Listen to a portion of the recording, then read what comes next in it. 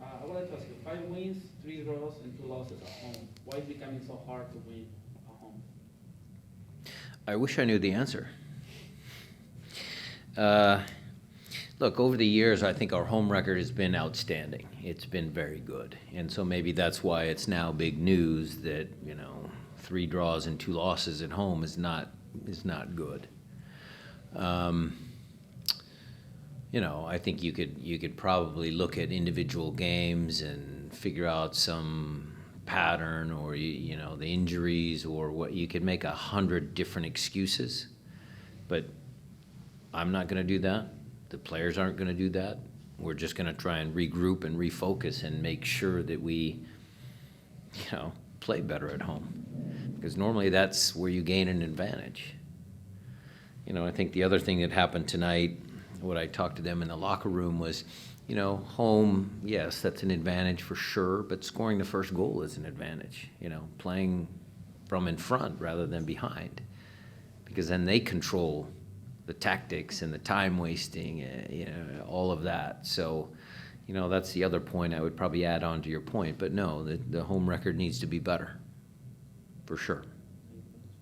Reminder as we keep going for media on Zoom, if you have a question, please go ahead and hit the raised hand function button. We will get to you during the presser.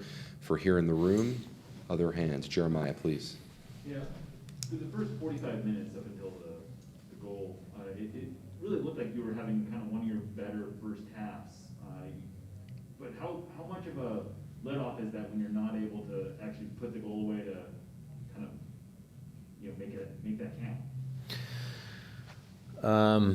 Big. The second part of your question's the easy answer, big. But Jeremiah, I might disagree with you a little bit. I think we could have done even better in the first half. I mean, look, coaches are judged by, wins and losses and substitutions and lineups and, all of that sort of stuff. And we expect that. We know that's the deal. And, for me, could we have done a little bit better in preparation for the team to have them understand, all the counter movements that we wanted to have, playing in the pockets, right from the very beginning, you saw they were trying to get 2-against-1 situations wide, and they played Chofi as a false 9. We were trying to get instructions to Javi to bring the ball forward a little bit more instead of passing the ball early, which would trigger their press. So all of those little things that go on during the game, that's what I'll reflect on, because I think we could have played better. Yes, we had some chances. Raul had a chance, and, Kellen got in behind a couple times, and Madranda, and then Reed's chance. We had chances to go 1-0, for sure. But again, we as coaches have to give them the tools to be successful. And I thought maybe we could have done a better job on that tonight. Stephen? Seemed like earlier in the year you were careful not to get too caught up in the wins and in the unbeaten streak. What can you say, what perspective do you have today on not getting too low with the lows now? Same. I mean, you guys have heard me a lot. MLS is a hard league.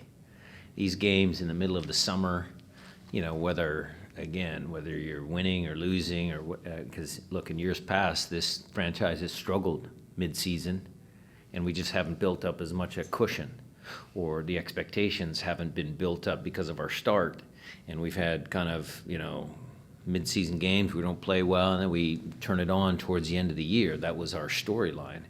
It's kind of flipped. We've had a couple years now where we've come out of the gate pretty good, and we've ended still pretty good, but the similarities between starting off well or not is the same. It's that middle stretch of the summer where those games are, sometimes tough to get points. But again, I think this franchise is, a proud one, I would say.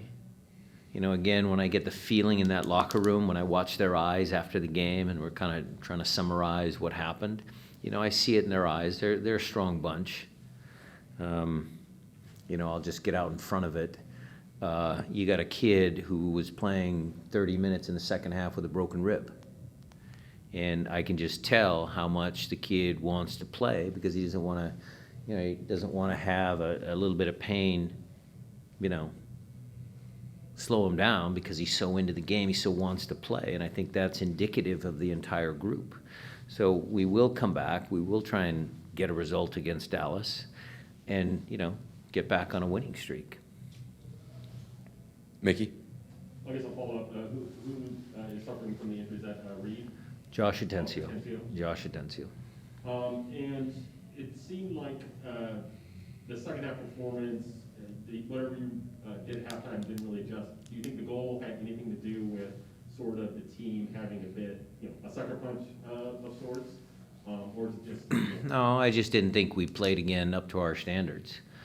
You know, I think the subs, when they come on, their job is to spark the game and kind of, you know, do some things. I thought it was great to have Will back. You know, he had a chance there when he first came on in behind, and, you know, maybe that's a goal to tie it up. But sometimes that happens. I mean, Mickey, sometimes you go in at halftime and you try and, you know, make a few adjustments. It doesn't work. Then I bring subs on. That's kind of my style. And, you know, the subs that came on, it wasn't easy because just the way the game was unfolding, you know, they were wasting a lot of time. We couldn't get any rhythm. You know, we missed a couple passes right away again in the start of that second half. We just couldn't find any rhythm to the game. And I think that's what you saw. Alonzo, you still have one? Yeah. Coach, I would like to ask if you have talked to Arriaga.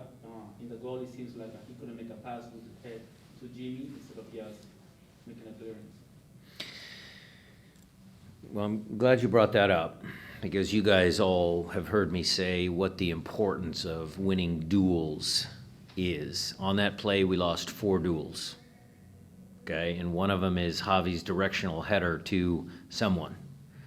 But the initial ball, the second ball, the third challenge, Madranda going to goal, going to ground, trying to slot. I mean, that's 4 challenges that their team was better than us.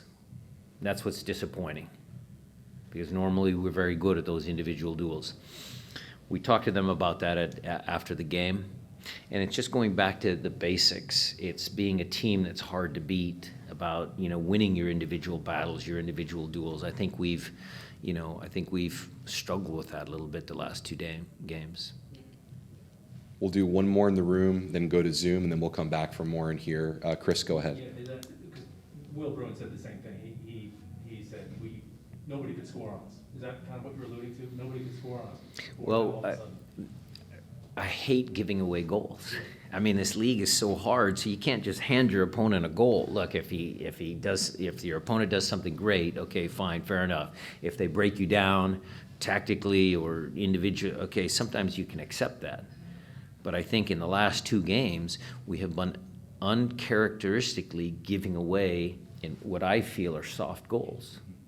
Now, of course, San Jose is going to turn around and look at that and say, well, it was a great goal. I mean, we won all the challenges, and our guy struck it well. I mean, that's the counter side to that argument. But for me personally, we have to be hard to beat. That's what put us at 13 games unbeaten, being hard to beat. Matt, we'll throw to you upstairs. I know you have a couple on Zoom. Take it over.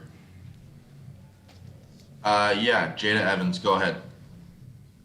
Thanks. Brian, if I could ask a little bit more about Josh Atencio. He played 90 minutes, so when did you know about the injury, and was it a bad idea, though, to keep him in there for a full match, considering the mounting injuries that you have? Well, Jada, let me explain it to you, the sequence of events. The injury happened in the second half. The kid wasn't able to run off the field and get an x-ray. We did not know he had a broken rib. He's just a tough kid. He played through a little bit of pain in his rib cage. He didn't know it was broken. So that's just, I love the kid for many different reasons, He's a tough kid. He tried to play through it. Obviously, Jada, the second part of the answer is, had I known he had a broken rib, of course we would have pulled him off for his safety. Great. Yeah, that's what I wanted to know, is the sequence of events. Thank you. Matt, I'll let you keep going. Felipe, go ahead. Coach, seems like you gave the opportunity once to read, and I would like to see you can talk about his performance and also Villanueva that came in the second half. Yeah, look, I think Reed, this is a good learning experience for him. You know, again, had he scored that goal and we go into halftime 1-0, it would have really boosted his confidence. But you could see a little bit, it took some of the wind out of his sails. He knew he had a big chance. You know, we'll talk to him about those moments, you know, how he feels, his emotions and all that. But again, I like Reed because he understands the tactics that we want. You know, he's very good at that, understanding playing in the pocket. But of course, as any young player, he needs to, you know, clean up some of the stuff, play a little faster. You know, those are the things he needs to continue to work on. But, you know, he's got a bright future. Okay, we'll close in here with you guys. Final follow-ups here. Alonso, I know you were waiting, so go for it. Coach, you were mentioning about Reed, and I want to ask you if, because he missed a chance, that's why you decide to, in the second half, give him 10 more minutes instead of making the substitution at halftime just for the emotional part? I always am perhaps a little conservative by people's standards. I always like to come in at halftime and try and make adjustments with the players that are on the field and then make changes. Certainly as a young player, you know, if you take them off at halftime, sometimes they understand, they expect it. Reed's a pretty strong kid mentally. Had I made that sub at halftime, I don't think that would have affected him. That's just over the course of years for me. I'm just a little more conservative. Jeremiah?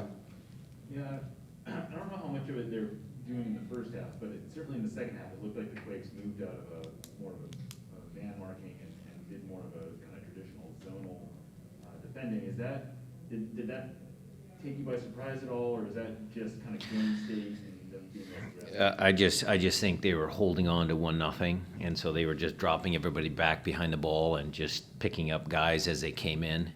It's absolutely, I think, a reflection on them being up 1-0 away from home.